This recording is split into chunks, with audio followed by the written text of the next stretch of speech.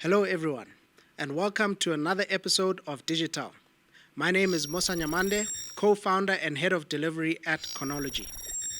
DigiTaal is focused on empowering its audience by discussing how technology and digitization can contribute to society.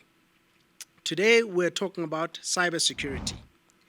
So, with the digital revolution progressing quickly, organizations are relying more and more on their digital systems to carry on their day to day activities.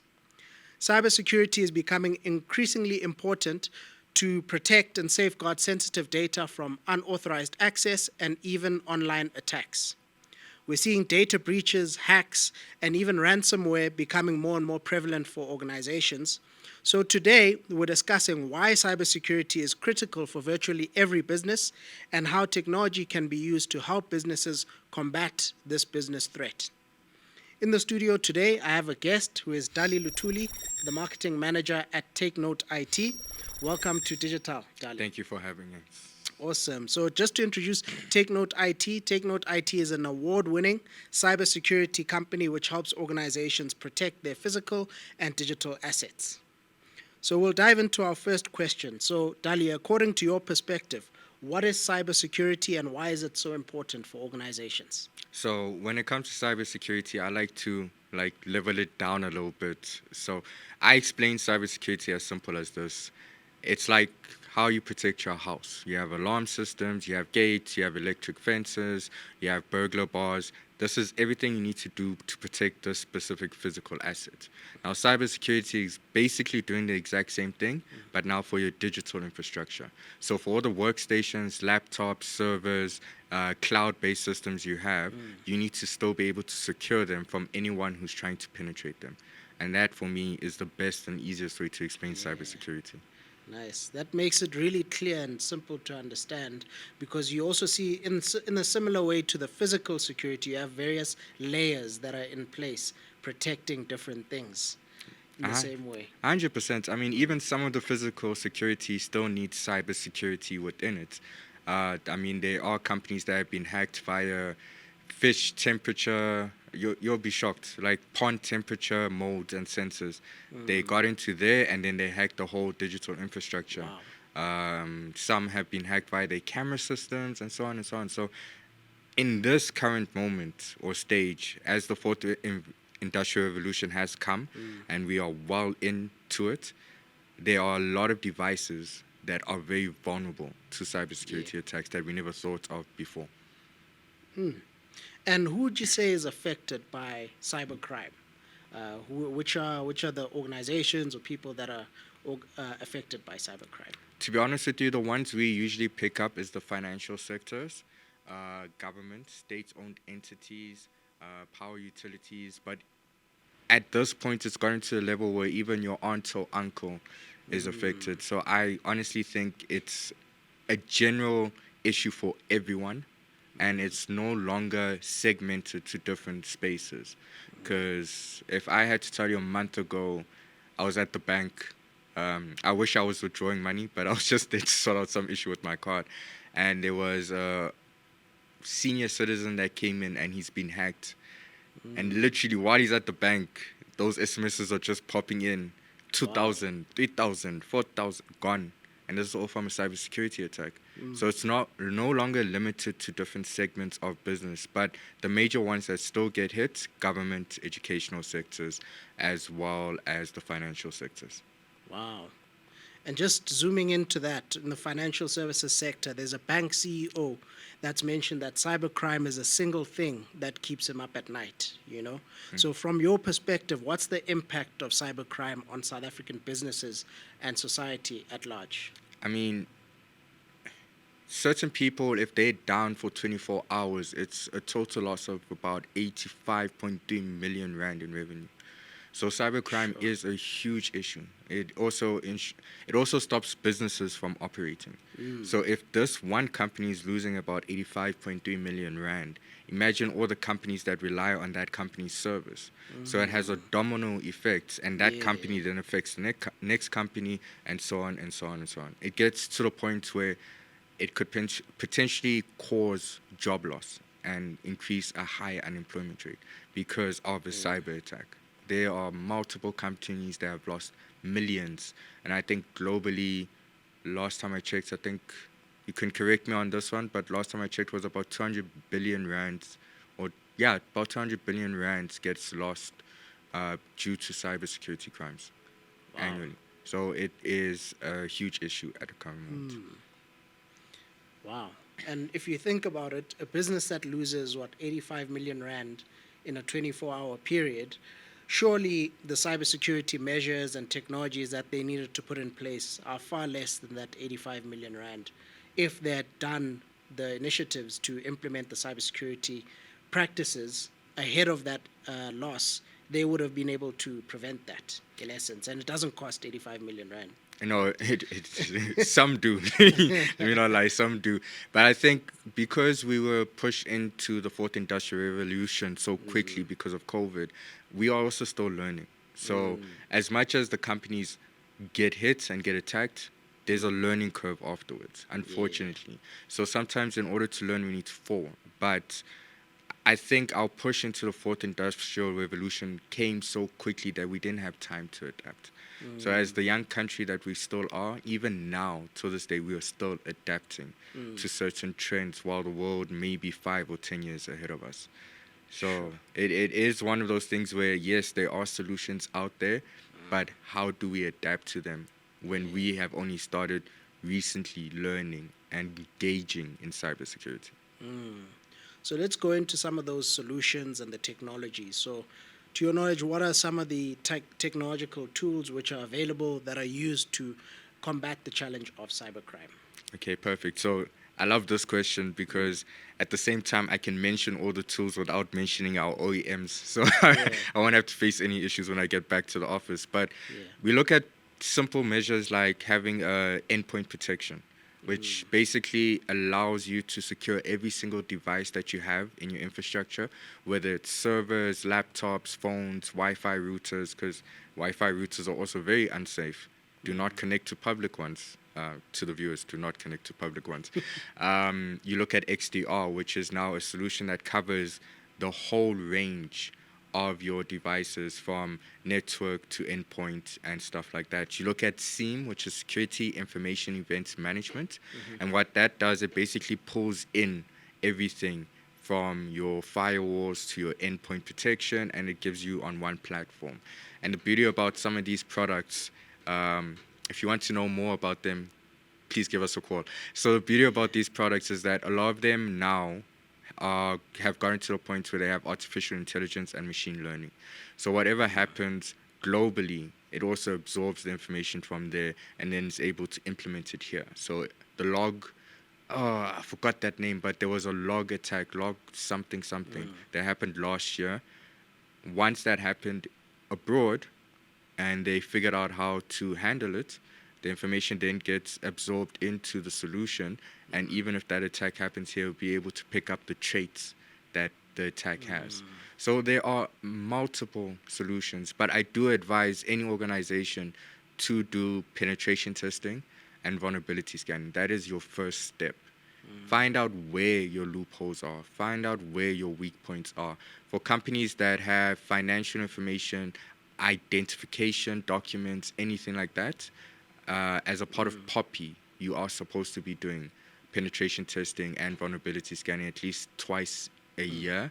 Otherwise, you could be fined or even worse.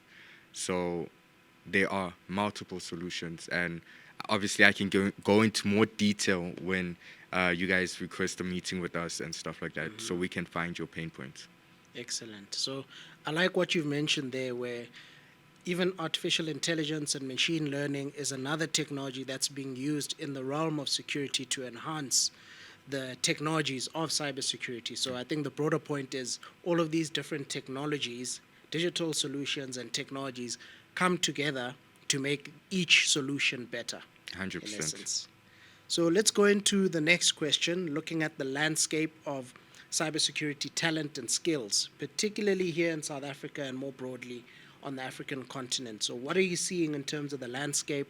Is there an abundance of skills, shortage of skills, and what's the nature of the skill set in the cybersecurity space? So, locally and globally, there is a huge shortage when it comes to cybersecurity skills. Luckily, with us, our CEO was able to see this, and we've even created a Cyber Excellence Academy, where our main focus is to actually upskill previously disadvantaged youth or youth in general to become cybersecurity analysts. Last numbers I checked, there was a 5.2 million skills gap globally for cybersecurity, and even within our country and context, there is a huge, huge gap. Even when it comes to penetration testing, certified ethical hackers, your cloud administrators, cloud architects, cybersecurity analysts, just in general. Because as much as think analysts just look at a screen and go like, something's happening, it becomes a bit more complex than that because they have to go look at a screen, analyze what's happening, and potentially find remediations to that. So those skills also, there's a huge shortage, not just nationally, but globally. Awesome. And let's talk a little bit more about training interventions. You can tell us about the work that you're doing, and then more broadly in the industry, what kind of training interventions are you seeing, which are really effective, and growing the pool, the skills pool of cybersecurity professionals.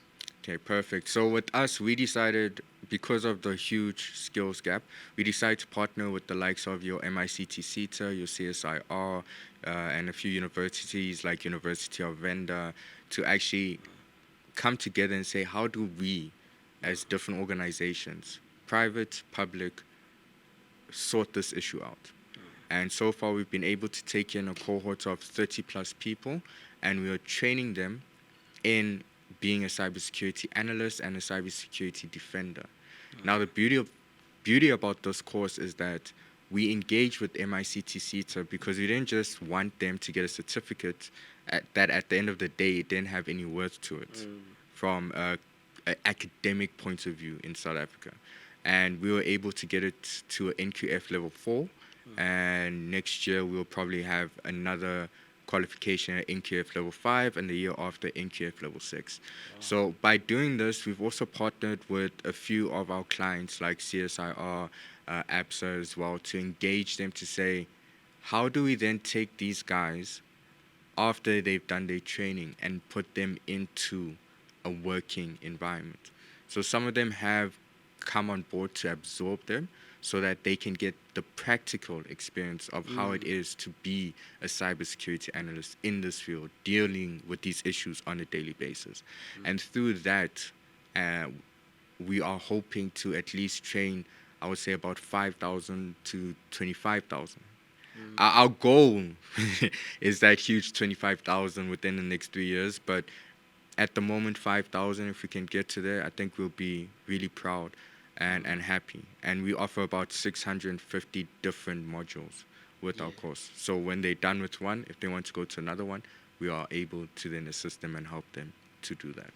Excellent. So just to look at the last question in closing, to an ordinary person who uses a phone, uses a laptop, just to help them to become more aware of cybercrime, cybersecurity, keeping their information safe, what kind of advice would you give to someone watching this who maybe is starting to panic in terms of protecting their data? What are some of the basic things that they can do to protect themselves and their own digital assets?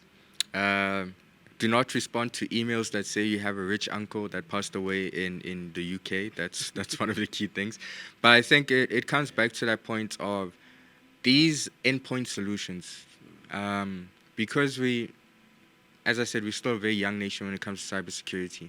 We don't know that if you actually go onto your phone right now, you can download an endpoint for your phone.